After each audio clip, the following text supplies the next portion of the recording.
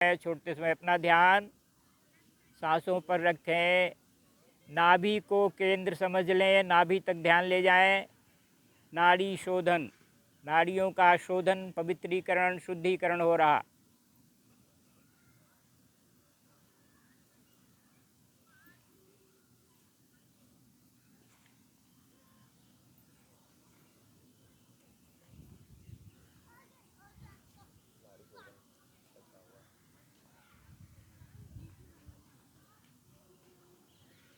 धीरे धीरे रेचक करें,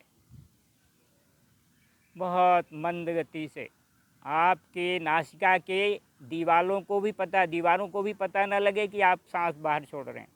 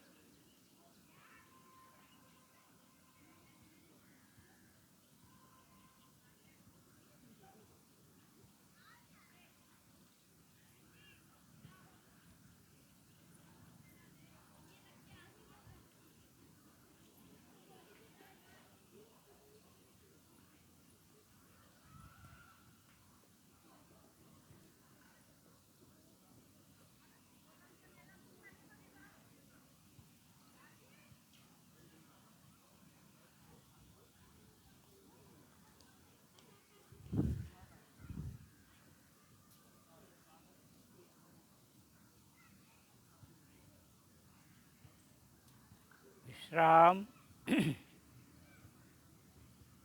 अब यहीं से हम अगला प्राणायाम करेंगे, कपाल भाती। सभी लोग सही मुद्रा में बैठें, गर्दन सीधी हो, गर्दन को ना झुकाएं और अपने अभ्यास को अच्छी तरह से करें। अपनी श्वास को फेंकें बाहर और आपका ध्यान इस बात पर है कि आपके अंदर का जो दूषित वायु है वो बाहर जा रही और अंदर निर्मलता बढ़ रही है। मन में भाव बनाएं और एक रिदम बना लें। करते करते आपकी एक लय बन जाएगी, ऐसा लगेगा कि अपने आप हो रहा है। करें सभी लोग कपाल भाती प्राणायाम।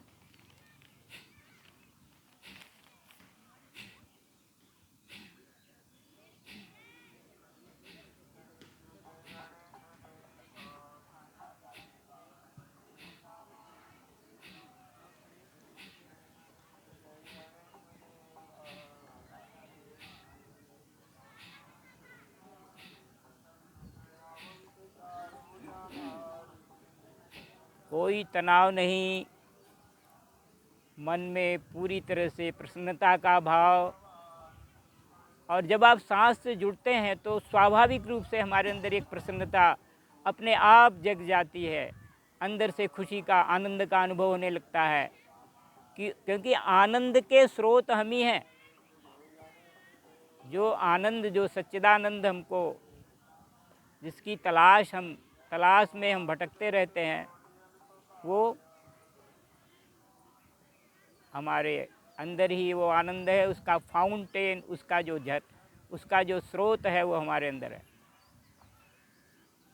यह योग हमको ये ज्ञान देता है, योग हमको ये समझ देता है। बहुत वैज्ञानिकता है योग में।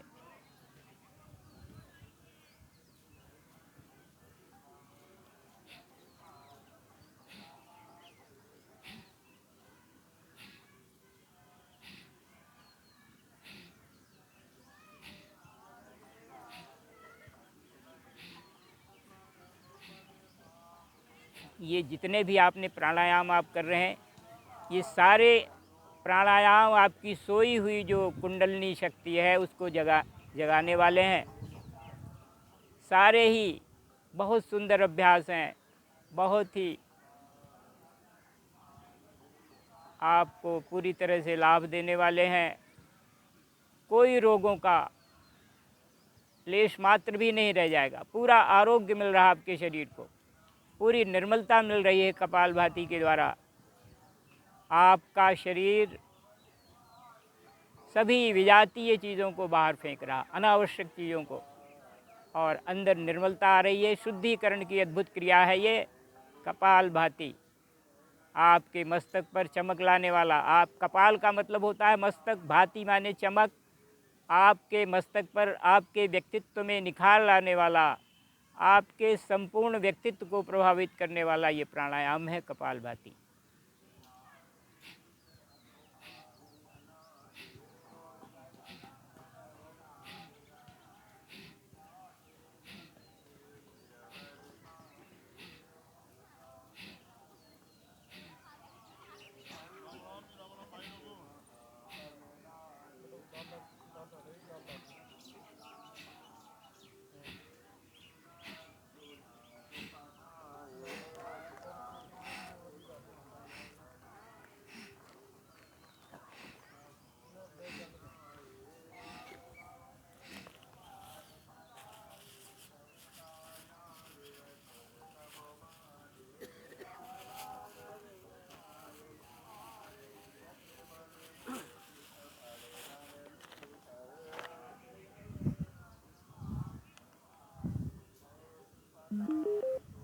Bluetooth mode. ॐ गुरुभ्यो नमः। योगेन चित्तस्य पदेन वाचा मलं शरीरस्य च वैद्यकेन योऽयपाकरोत्तं प्रवरं मुनीनां पतञ्जलिं प्राञ्जलिरानतोऽस्मि। पतंजलिं प्राञ्जलिरानतोऽस्मि। जिन्होंने हमको योग से चित्त की शुद्धि का अर्थात मन को पवित्र करने का, शांत करने का, व्याकरण से वाणी की शुद्धि, वाणी की निर्मलता, वाणी में मिठास, वाणी में मृदुलता, और आयुर्वेद चिकित्सा शास्त्र द्वारा शरीर के मलों की शुद्धि का यह अद्भुत सिद्धांत, अद्भुत मार्ग दिखाया। उन योग के जनक, आधुनिक योग के जनक महर्षि पतंजलि का हम वंदन करते हैं, उनको नमन करते हैं, उनको बारंबार हम कोटि कोटि प्रणाम करते हैं।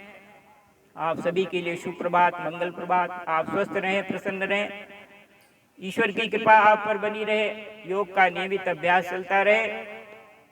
और आज जैसा आप जानते हैं, योग साधकों के लिए इससे बड़ा दिन क्या हो सकता है, इससे ज्यादा प्रसन्नता, इससे ज्यादा आनंद, इससे बड़ा उत्सव क्या हो सकता है कि संपूर्ण विश्व में एक योग की क्रांति आ गई है। अंतर्राष्ट्रीय योग दिवस की ये 10वीं वर्षगांठ है।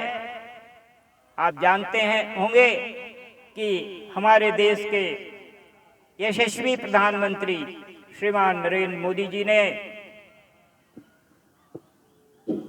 27 सितंबर 2014 को संयुक्त राष्ट्र संघ में पहली बार पहल किया।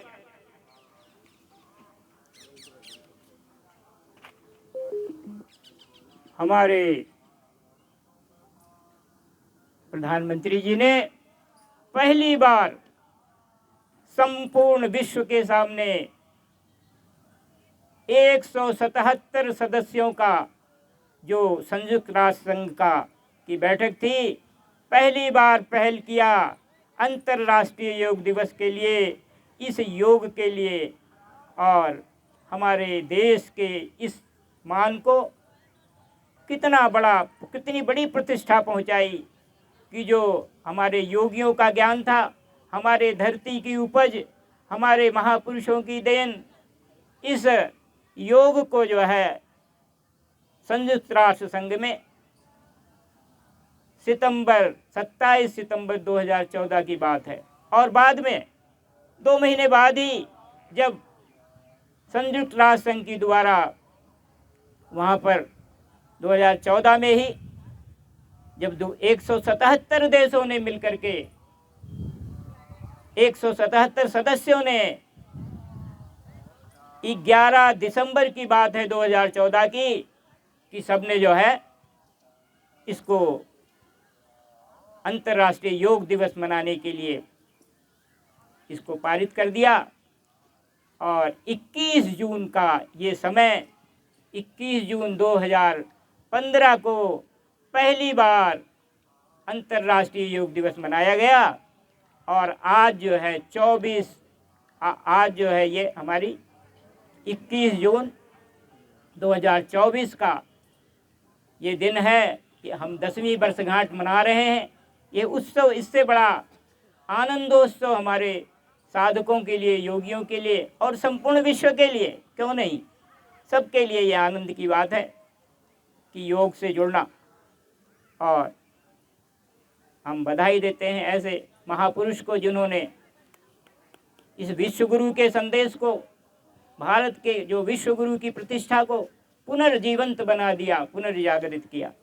साथियों, आप जानते हैं कि हमारे सभी आचार्यों को मैं नमन करता हूँ, हमारे गुरुओं को, और सभी उपस्थित हमारे भाई जो योगाभ्यासी हैं, हमारी मातृशक्ति, सभी को बहुत बहुत आज के दिन की मैं हार्दिक बधाई देता हूँ।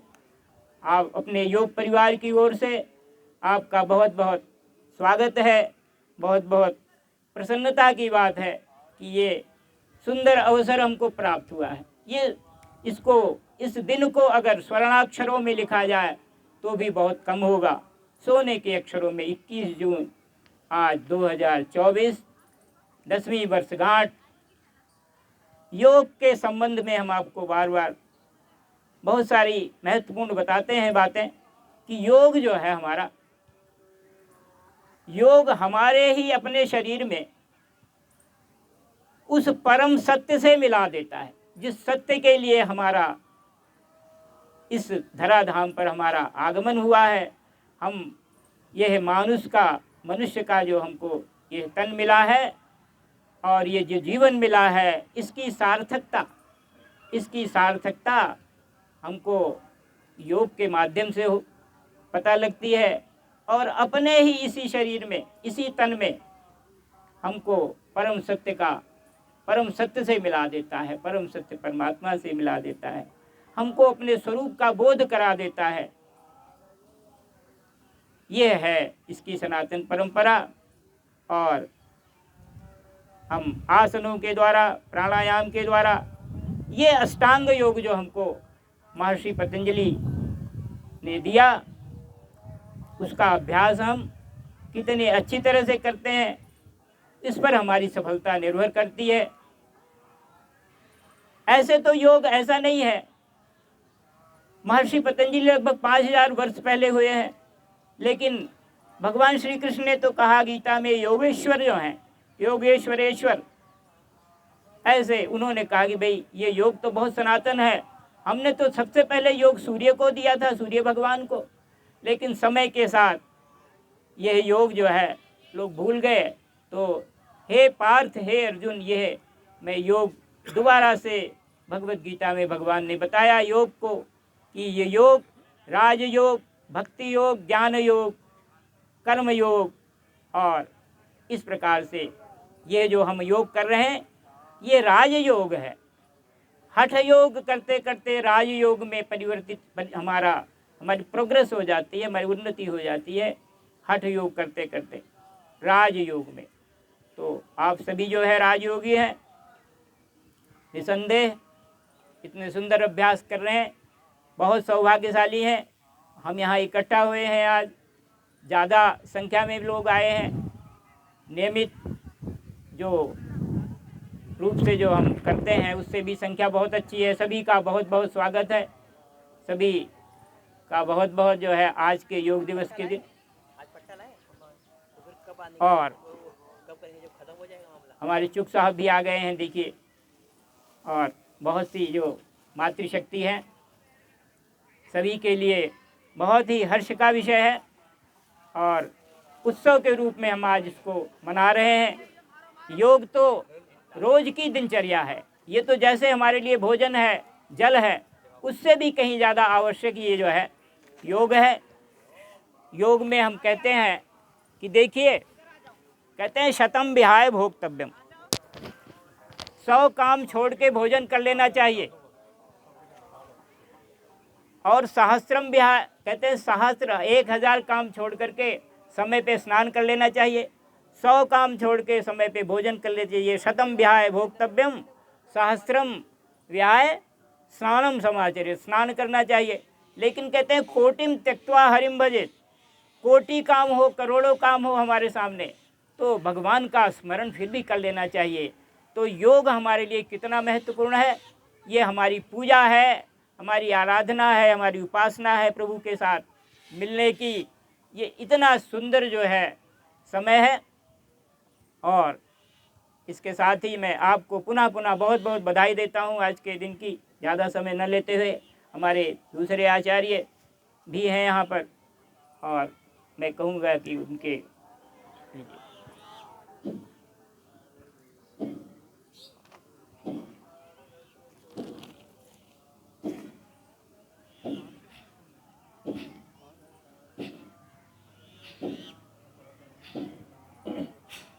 अभी आप कर रहे हैं कपालभाति का अभ्यास, और 1 मिनट तक करते रहें।